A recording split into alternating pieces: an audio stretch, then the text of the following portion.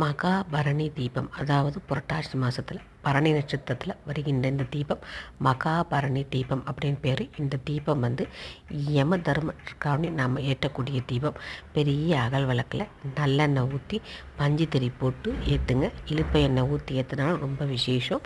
இந்த விளக்கு வந்து நம்ம முன்னோர்களுக்காண்டி நம்ம யமன் அவருக்கு யமன்கிட்ட நம்ம வந்து வேண்டுதலுக்காண்டி நம்ம யமனுக்காண்டி ஏற்றப்படக்கூடிய ஒரு தீபம் வந்து இந்த பரணி தீபம்.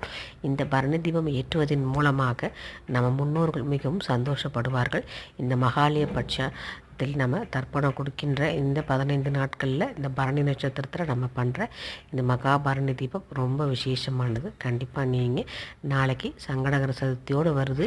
அதனால் சாயந்தரம் நல்லா விளக்கேற்றி கும்பிடுங்க. தெற்கு முகம் பார்த்து இந்த விளக்கை வச்சு கும்பிடுங்க. மிக அருமையான வழிபாடு. முன்னோர்கள் வந்து ரொம்ப சந்தோஷப்படுவாங்க. கண்டிப்பாக பண்ணுங்கள்.